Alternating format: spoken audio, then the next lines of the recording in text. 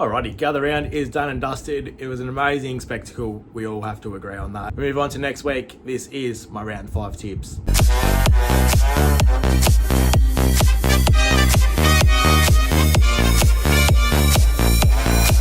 Hello everybody, welcome back to another video on the Marshy.01 channel. And as always guys, if you guys do end up enjoying the video, make sure you drop me a like, subscribe, share with your mates, comment down below, all that fun stuff. And yeah, go check me out on the socials as well, TikTok, Instagram, you guys know the deal. But yeah, let's just get into this. Let's smash out these tips. But before we do that, I just want to say a massive thank you to everyone who's been, watching all my videos recently. The channel is growing at a pretty good rate, I reckon, which is always good to see. And yeah, let's just keep it up. I'm keen. So yeah, let's do this. Now, as for my tips the week before, I actually did pretty okay, but the two upsets that I picked in Essendon and Fremantle both went down.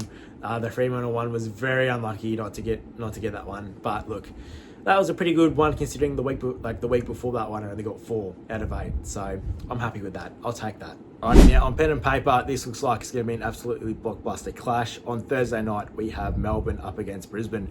Last year, this game went down to the absolute wire. Melbourne only just got the job done. And look, last week, Melbourne, they've been absolutely in ripping form the last couple of weeks. They knocked off both Adelaide sides in Adelaide.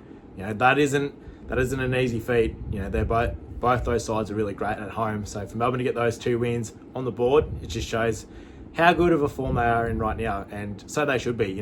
Viney, Petrarca, Oliver, they're absolutely firing on all cylinders. Their bottom 22 players have just taken it to another level. Spargo, Sparrow, Rivers, Benny Brown's making a contest up forward. So it's a great thing to see. Now, as for the Lions, they just got the job done, did what they needed to do last week against North Melbourne. Got their first win on the board for 2024, which relieves a little bit of pressure. But look, their real challenge comes this Thursday against the Demons. They're pretty shaky to start the year, so look, who knows what Brisbane's going to rock up, especially at the G. They proved last year on the biggest stage that they can play there. It's just a matter of will they, But look, Joe Danaher's in pretty good form. Kicked 5 on the weekend. Same with Eric Hipwood, he kicked 3. Their mid's got plenty of the ball, but look, it was against North Melbourne, so yeah, you take that with what you will. But yeah, I reckon the Demons will just do enough to get it done. They're just in too good of a form. They should get the job done quite comfortably, I reckon. Moving on to Marvel Stadium on Friday night, we have the Western Bulldogs up against Essendon. Now look, the Doggies, they put in an absolutely ripping performance last week against the Cats. Now look, if you put 5 more minutes on that clock against the Cats, I reckon the Doggies could have gotten up. The fourth quarter was absolutely unreal. They had all that momentum, and they could have easily gone and won that game. Bont had a great game. Libba, the contested midfield beast that he is, he was absolutely inspirational last week.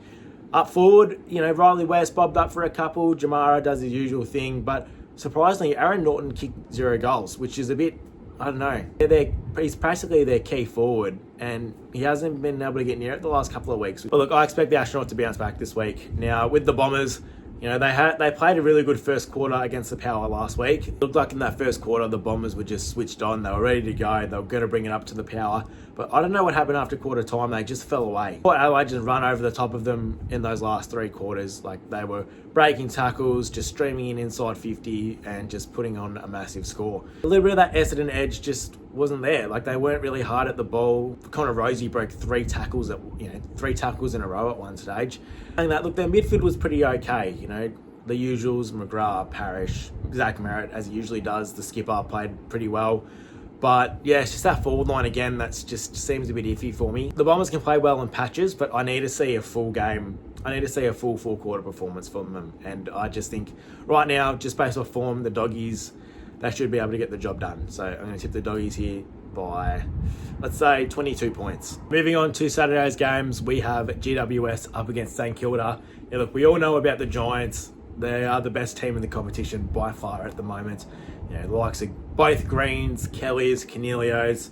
Up forward, you've got Hogans, Riccardi, Bedford. Like, the list goes on. Down back, Taylor, Himmelberg. I can name them all really, but yeah, all of them are just firing on all cylinders right now. And yeah, they are the team to beat. The Suns gave it to them last week for 3 quarters, but the Giants just seemed to get a hold of it in that last quarter and kick away. Now, as for the Saints, they were they did not rock up for that first half of football against the Tigers last week and almost let that game slip.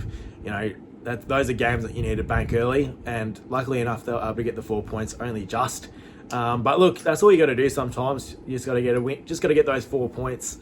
And that's exactly what they did. It was a pretty weird performance overall by both sides, really. Like, that was a really, really strange game. It was a really strange game to watch. Just based off form right now, look, the Saints, you know, that Ross line game plan, very defensive heavy, involves plenty of running. And look, I just feel like the Giants right now, they'll be able to deal with that quite comfortably. They all seem really fit right now, the GWS Giants, and I reckon they'll just run over the top of them. I'm going to tip the Giants here to get the job done by, let's go in a close one, by 15 points. Next up, we have the Carlton Blues going up against the Adelaide Crows.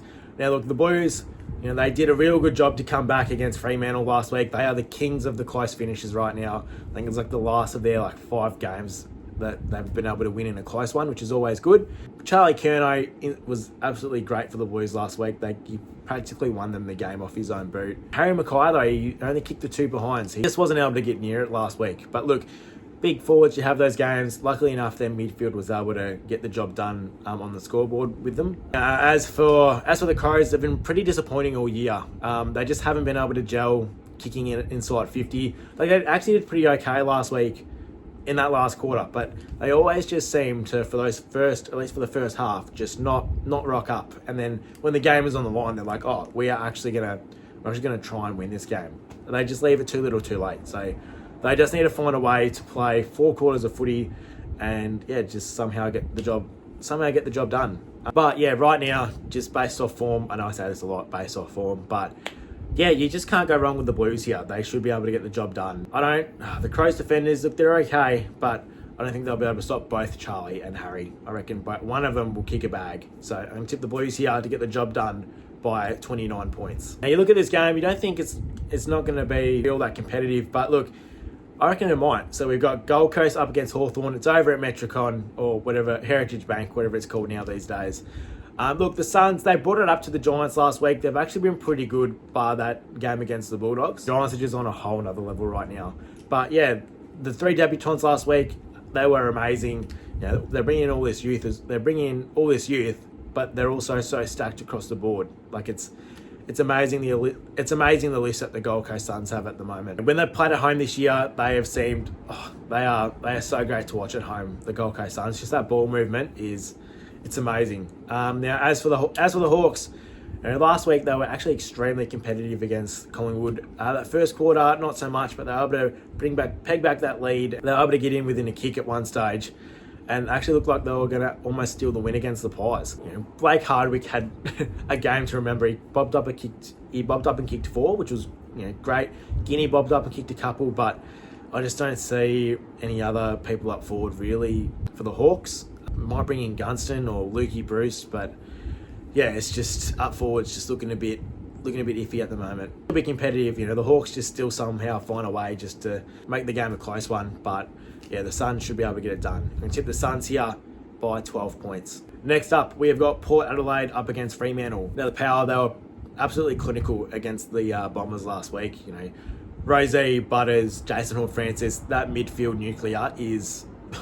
It's amazing watching them play at the Adelaide Oval. Like, those 3 players, they're so fun to watch. And up forward, you know, they've been pretty handy up forward. You know, Dixon's bobbed up, Finlayson bobbed up, but I think he might miss this week, considering what's been going on. But Todd Marshall's playing okay. Darcy Byrne-Jones, out of all people, he's an All-Australian back pocket or back flank, and he's been moved up to the forward line. And he's been able to bob up and kick a couple of really crucial goals.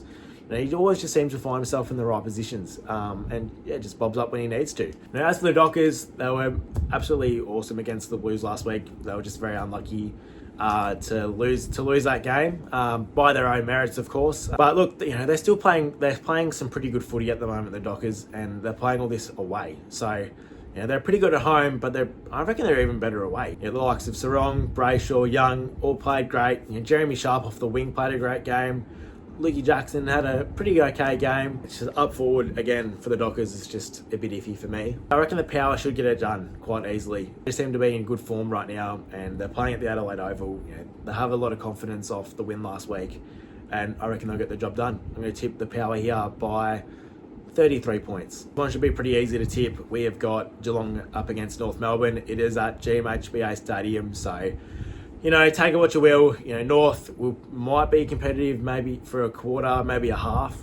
But the Cats right now, they're playing some great football. To their young kids again, like I say this most weeks now, Bruin, Dempsey, Henry, well, both Henrys are playing great football. And the likes of Tommy Stewart is probably is the best defender in the league at the moment. He just knows where the ball's going to be and just puts himself in the hole. Like, it's awesome watching him play in that back line. Up forward as well, like I said, obviously Ollie Henry. Graham Myers, he was a man possessed in that first quarter. He had like over 10 possessions in that first quarter alone. As for North, look, I reckon I'll be happy if they bring a 4-quarter performance. I know they will probably lose in the end, but they just need to be more competitive than just a quarter of football. Like, most of that midfield is still pretty good. The Powell, Simpkin, Sheasel, LDU.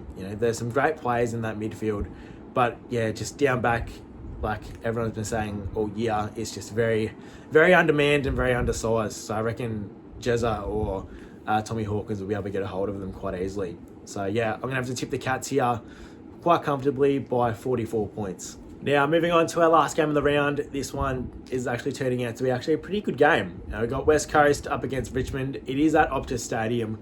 And look, as a Richmond supporter, I'm quite scared because the way that the Eagles put it up against the Swans last week, yeah, with the amount of outs that Richmond have right now, it just seems like it's a game that Richmond could actually end up losing. Put it right up against the Swans last week and showed they actually can be competitive, which is good. You need all sides to be competitive. Otherwise, what's the point? We played really well against the Saints last week. To be up by how much we were at half time, I was shocked. I honestly thought we were going to get done by 10 goals easily, considering all our outs. But we played really well. We played pretty okay. But look, that game was pretty weird to watch, all things considered. But look, I reckon we'll be competitive. I think the Tigers we'll just do enough to get over the line. I'm going to tip the Tigers here in a close one by 6 points. So yeah, those are my tips for the week. Comment down yours below. And yeah, thanks everyone for watching the video. As always, if you guys did end up enjoying the video, make sure you drop me a like, subscribe. We are trying to reach 500 subs, hopefully by the end of the year, which will be great to see. Yeah, comment down below, share it with your mates, all that fun stuff. Follow me on the socials, TikTok, Instagram, all that fun stuff. And I will see you guys all in the next video. Cheers.